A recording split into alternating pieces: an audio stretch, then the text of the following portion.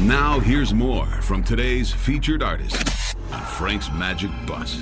And our feature artist is Badfinger. We're talking one-on-one with Joey Molland, longtime member of Badfinger. In fact, he was considered kind of the best-looking member of Badfinger. He's one with those big old eyes, I guess, that the girls liked back around 1969 or 70.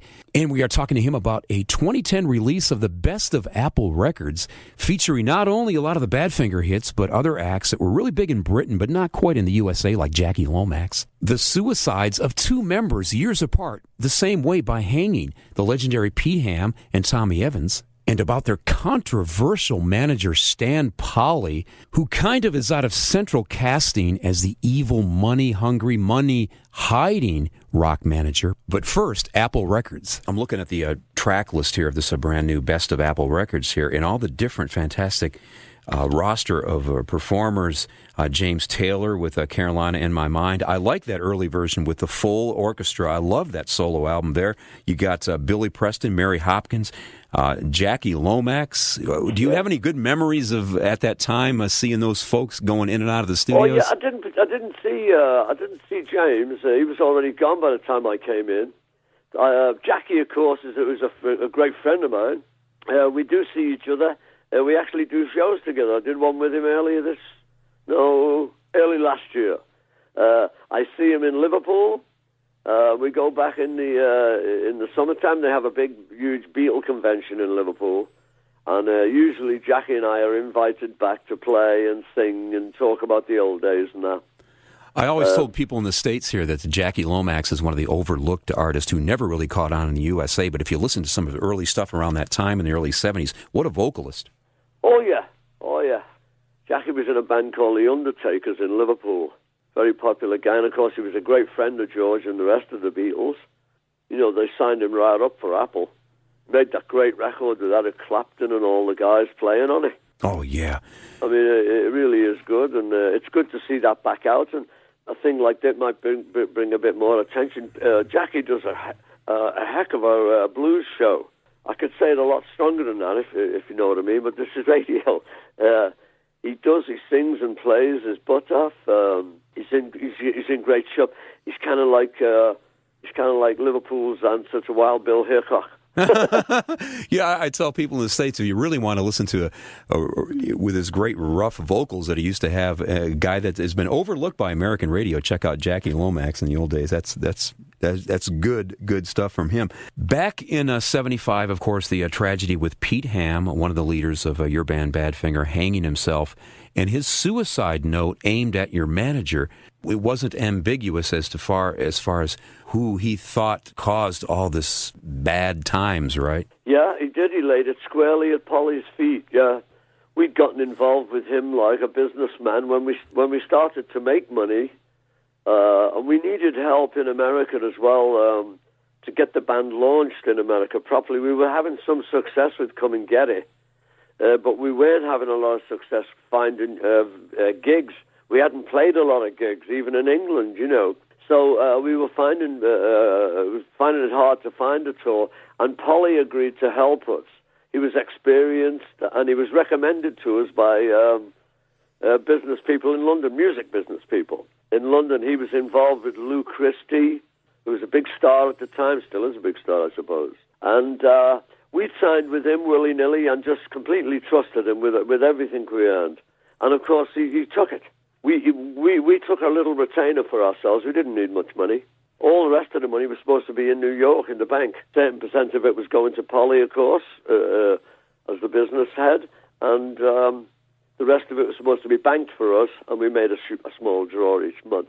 That was in 1970 we made that deal. In 1974, of course, all the money was gone, all the royalties, everything. So he committed suicide in April of 1975. A lot of people might think, well, you're in a rock band, and why go that far? But times are so bad that you all were like taking odd jobs, if you had any money coming in at all around that time in the 70s, well, right? Sure. Mid-70s? A little later on that decade, yeah. I was working installing carpet in Los Angeles, and eventually I got a job as a carpenter out there. But it's just the way of the world. That stuff, you have to get over it, don't you? And get on with it. Peter had other things, other issues, obviously, that led him to make that decision.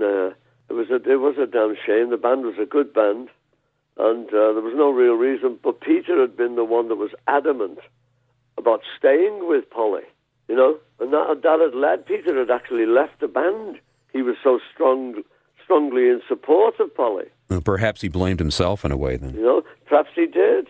The band couldn't get any help. We tried in '74 to find help, but because of Peter's attitude about Polley, the rest of us, we couldn't do anything. Nobody wanted to have represent people in an intergroup fight. You know what I mean? Right, and of course, maybe you probably were even more shocked with the double tragedy later in '83 when Tom Evans also committed suicide. Yeah, I couldn't believe it. And unfortunately, I talked to Tommy that night before that, and he told me he was going to do that. My gosh. It was bloody terrible. We had a huge argument about royalties. Our royalties were all frozen in London. None of us had any money. Tommy had been getting some royalties from ASCAP over the years, and, well, they should have gone in the kitty. But Tommy, of course, had used them to live and support his family and stuff. And instead of just saying that that's what happened, I think Tommy got, he thought we were going to go after him or something, or call him a crook or something. But he was doing pretty much what anybody would have done, you know what I mean? Yeah, and the thing is, you almost want to tell these guys, money you can replace later, you can get it all back and fight your way to the top, but you only have one life. I'm sure you have thought about that. But exactly, yeah. It's never been in my mind that kind of finality about something. Although, I got to tell you, sometimes I have got up in the morning and gone, oh. We all have that. Yeah, we all do that, but, yeah. Suicide and dying is too final for me, I'm telling you. Thankfully, most of us really keep it together, and it's a tough bloody life. I know that. I'm 63 years old, so it is a hard road. Well, Joey, you still tour with a Badfinger band. What is the current plans for you as far as Well, we're just going to keep on working. I'm doing a lot of, as you say, I do a lot of Badfinger shows. I do a lot of oldies shows now, sing the hits, try and entertain the people a little bit. I'll keep on playing and singing live as long as my voice holds out. I can still sing all the songs in the original keys, and I think do reasonable versions of them. I bring the Badfinger attitude to the shows, which is a very natural show. It's not like showbiz kind of show.